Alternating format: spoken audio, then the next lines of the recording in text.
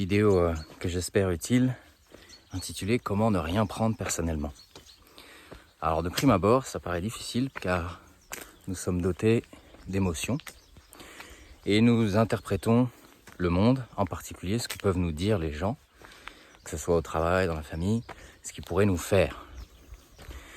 Et a priori, c'est une réaction des plus normales, du moins c'est notre réflexe. La question c'est, est-ce que c'est justifié ? Est-ce que c'est toujours justifié ? Et est-ce que c'est pas bien souvent un réflexe conditionné ? Car si nous prenons tout personnellement, c'est bien qu'il y a quelque chose qui nous affecte au plus profond.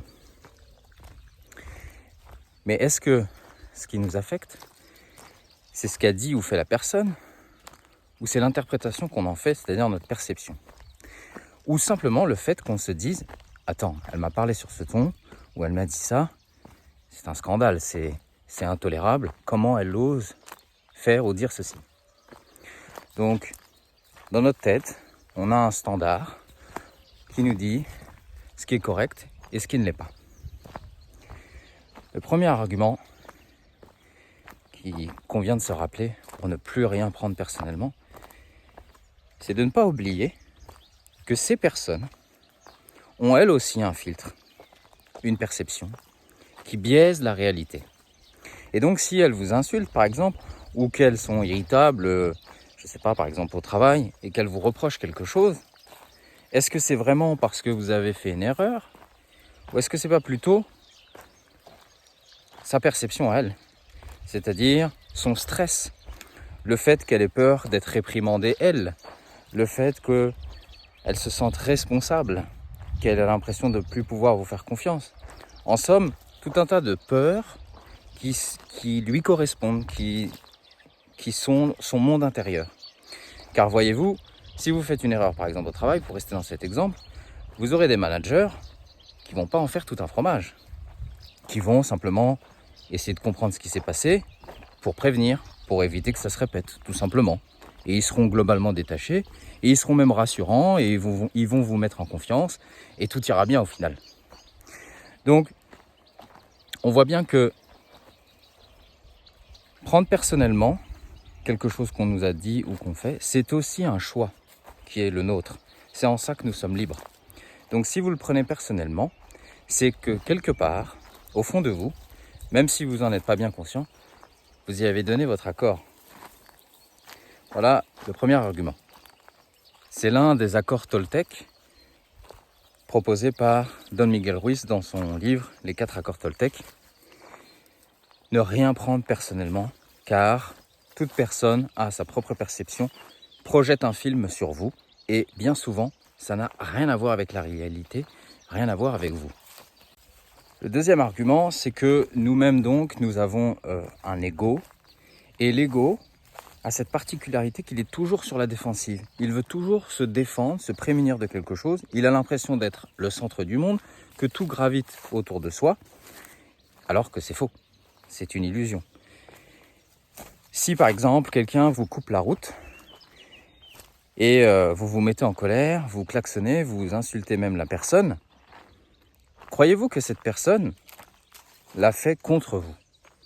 Elle ne vous connaît ni d'Adam ni d'Ève, elle l'a simplement fait parce qu'elle est pressée, parce qu'elle est en retard, elle est stressée, ou parce que dans un accès d'irritabilité, elle trouvait que le trafic allait trop lentement, et donc du coup elle vous est passée devant, mais ça n'a rien à voir avec vous. Or, on se met dans tous ces états, et on prend tout personnellement, parce qu'on croit que cette personne en a après nous, du moins inconsciemment. Le souci, c'est que ça peut devenir une routine. On peut s'habituer à tout prendre personnellement, à croire que les gens sont cruels, que quelque part, il faut faire toujours attention. On peut développer comme ça une sorte de paranoïa, être toujours sur la défensive, et bien entendu, c'est éreintant.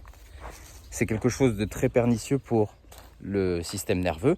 C'est une fatigue chronique en puissance, ou même déjà en acte, parce que pendant des années, on a été comme ça sur ce mode défensif où on prend tout personnellement. Et on est presque en embuscade, à la recherche du prochain coup bas, de ce qu'elle va dire, cette personne, de comment elle l'a dit. Ah, mais... Et donc, on va commencer à être donc dans une forme de paranoïa et se dire, mais pourquoi elle l'a dit comme ça? Quand elle a utilisé ce terme plutôt qu'un autre, qui est connoté péjorativement, est-ce qu'elle voulait pas justement me critiquer? Est-ce qu'elle essaye pas de me manipuler?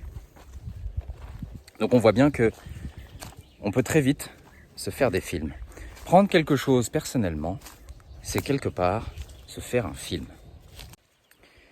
Autre argument important, nous ne pouvons prendre personnellement quelque chose, une critique, une situation, ou ce qu'on nous aurait dit, que si on en donne notre accord.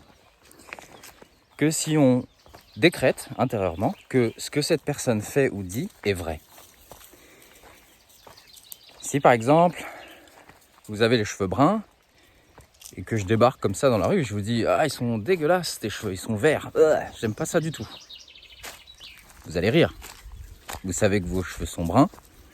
Je ne suis qu'un fou qui passe, qui a perdu l'esprit. Bon. C'est un peu pareil, c'est-à-dire que sur les critiques, bien souvent, on prend au pied de la lettre ce que nous dit la personne, comment elle l'a dit, et on n'a pas le recul, le détachement pour se dire « Mais est-ce que c'est vrai ?»